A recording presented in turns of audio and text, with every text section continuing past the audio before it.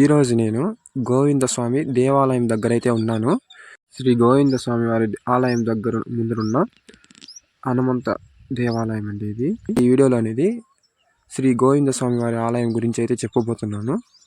అలాగే దేవాలయం కూడా చూపించబోతున్నాను. శ్రీ గోవిందస్వామి వారి ఆలయం అనేది స్వామివారి దగ్గరకు ప్రవేశ మార్గం ఇదేనండి. ఈ ప్రవేశించే చోట అయితే పక్కన చాలా అంగట్లు కూడా ఉంటాయి. చూడండి, మనకి ఏం కావాలన్నా కొనుక్కోవచ్చు. ఇక్కడ కూడా తగ్గుతుంది ఏమైనా కొనుక్కోవాలన్నా కూడా. శ్రీ గోవింద స్వామి వారు శ్రీ వెంకటేశ్వర స్వామి వారికి అన్న అని అంటారు.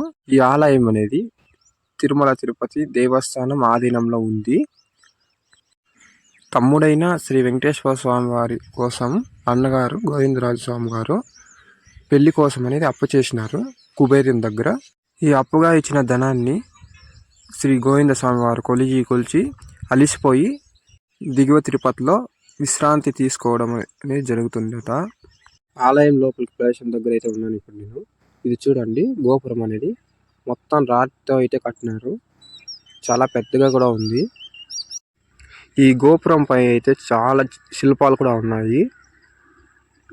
ఇప్పుడు నేను ఈ గోపురం లోపల అయితే చూపించబోతున్నాను. చూడండి, గోపురం అంటే లోపల ప్రవహించే ద్వారం అయితే ఎంత పెద్దగా ఉందో. పైన ఏం తగలదు, చాలా హైట్ పెట్టేసినారు. ఇలాగ లోపలికి వెళ్ళగానే మనకి పక్కన మళ్ళీ అంగట్లు కూడా స్టార్ట్ అవుతాయి. మళ్ళీ ఇక్కడ చాలా అంగట్లు ఉన్నాయి. మనకి ప్రసాదంతో నుండి పిల్లలకు కావాల్సిన బొమ్మలతో వరకు దొరుకుతుంది.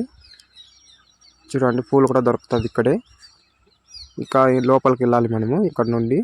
మీరు కూడా తిరుపతి వచ్చినప్పుడు తప్పనిసరిగా ఈ శ్రీ గోవింద స్వామి వారిని అయితే దర్శించుకోండి.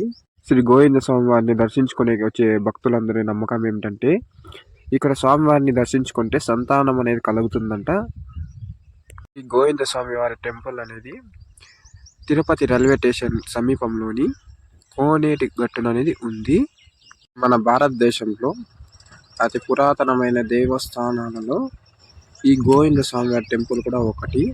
శ్రీ గోవింద స్వామి ఆలయం లోపలికి అయితే ఎలాంటి ఎలక్ట్రిక్ వస్తువులు కానీ మొబైల్స్ కానీ తీసుకువెళ్ళకూడదు. చెకింగ్ అనేది ఉంటుంది.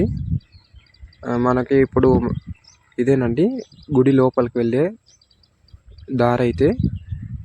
స్వామివారి ముందరైతే నాగదేవత కూడా ఉంది ఇక్కడే. పక్కనే ఇక్కడ ఫొటోస్ తీసుకోవచ్చు ఏమన్నారు. ఇక్కడ ముందరైతే లోపలైతే తీసుకోకూడదు. ఈ ఆలయ ఆవరణంలో చెప్పులు వేసుకునేది తిరగరాదు. ఇక్కడ భక్తులు విశ్రాంతి తీసుకోవడానికైతే ఆలయం ముందర అనేది చాలా పెద్ద చోటు అనేది ఉంది. ఇది చూడండి, ఇక్కడే విశ్రాంతిగా తీసుకుంటున్నారు భక్తులు అనేవాళ్ళు. ఈరోజు నేను గుడికి వచ్చినా కదా దర్శనానికి, రద్దీ కూడా ఎక్కువగా ఉంది. లోపలికి వెళ్ళే కొద్దీ ఇక్కడికే లాస్ట్ అండి. మొబైల్ అనేది లోపలికి అలవలేదు. చూడండి, ఇక్కడ బోర్డు కూడా వేసినారు. ఇక్కడ లగేజ్ పెట్టుకోవడానికి కూడా చోటు ఉంది, అది కూడా చూపిస్తాను. ఇదేనండి లగేజ్ కౌంటర్ అనేది. మొబైల్ కానీ బ్యాగులు కానీ ఇక్కడే ఇచ్చేసి లోపలికి వెళ్ళాలి. కానీ ఇది మనకి లగేజ్ పెట్టుకోవడానికి ఫ్రీ కాదండి, అమౌంట్ అనేది పే చేయాల్సి ఉంటుంది, 10 రూపాయలు అనేది. ఇది చూడండి, నామాలు అనేది వేసినట్టు స్వామివారిది, శ్రీ వెంకటేశ్వర స్వామి వారి నామాలు అనేది. ఎందుకంటే వాళ్ళ అన్న కాబట్టి. ఇది ఇంకొక దారి అండి, ఇది బయట వెళ్ళే దారి. ఈ వీడియోని మీరు చివరి వరకు చూసి ఉంటే ధన్యవాదాలండి. మన ఛానల్ని తప్పకుండా సబ్స్క్రైబ్ చేసుకోండి. మరిన్ని వీడియోస్తో అప్లోడ్ చేయడం జరుగుతుంది.